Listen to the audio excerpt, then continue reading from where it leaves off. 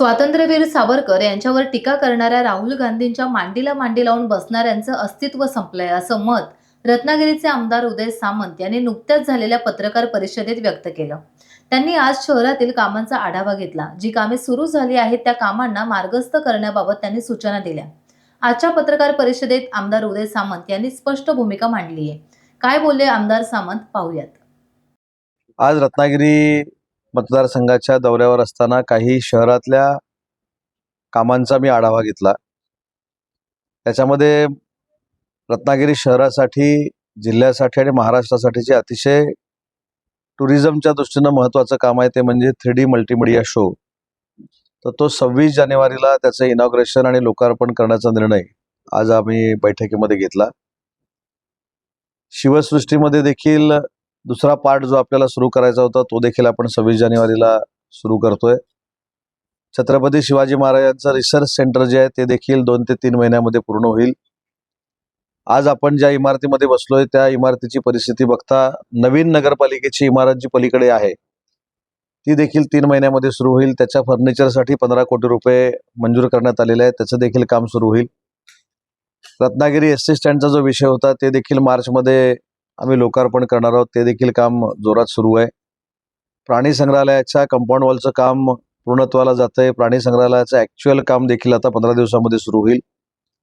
त्याच्यामुळे विविध रत्नागिरी शहरातली जी कामं आहेत त्याच्यामध्ये स्मार्ट सिटीला जी आपण मंजुरी दिली होती 400 कोटीची, त्याची देखील वर्क ऑर्डर MIDCने दिलेली आहे. त्याची देखील कामं आता सुरू होतील.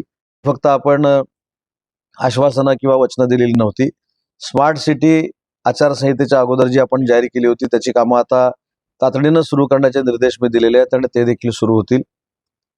काल परवाच्या वर्तमानपत्रातनं किंवा सोशल मीडियावरनं मी बघितलं की आमचा मित्रपक्ष जो आहे त्या भाजपाचा काही प्रचंड मोठा गैरसमज झालेला आहे काही पदाधिकाऱ्यांचा, आणि सहकार नगरच्या टाकीवरनं काहीतरी आंदोलन होणार, टाकीवर चढून आंदोलन होणार असं पण मला कळलं. त्याची काही आवश्यकता नाही. ऑलरेडी 2.5 महिन्यापूर्वी त्या टाकीला 50 लाख रुपये मंजूर झालेले आहेत. 2 ते 3 दिवसामध्ये ते काम होईल. तसंच काहीतरी कारवांच्या वाडीमध्ये आंदोलनाचा इशारा जोरदार, घाबरलो मी त्याच्यामुळे, असं दिलेलं आहे. पण त्याला देखील मला असं वाटतं की सार्वजनिक बांधकाम विभागाकडनं काम ते मंजूर झालेलं आहे. त्याचा देखील कॉन्ट्रॅक्टर फायनल झालेला आहे. पावसामुळे ते काम थांबलं होतं. ते देखील काम सुरू होईल.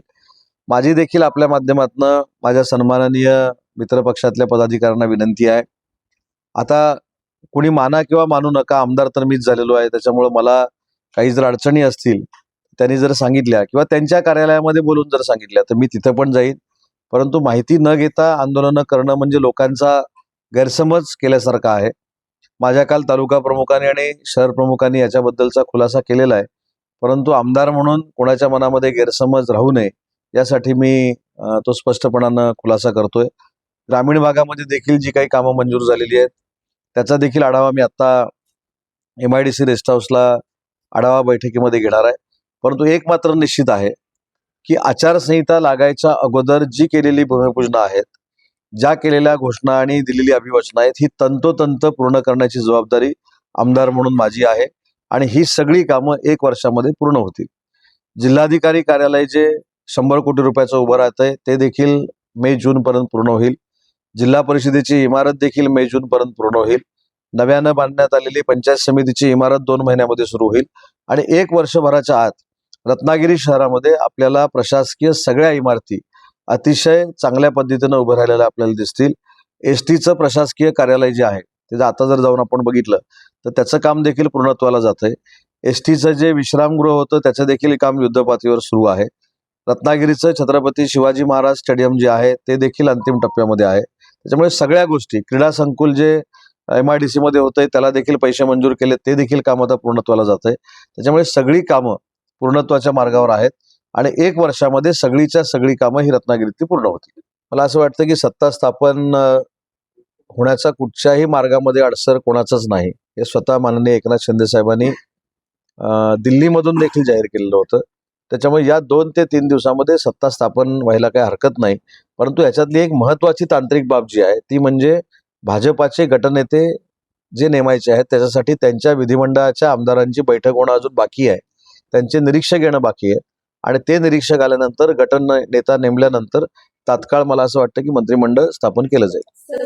टाइम्स डिजिटलला लाईक करा, शेअर करा, सबस्क्राईब करा आणि बेल आयकॉन दाबायला विसरू नका. Times digital.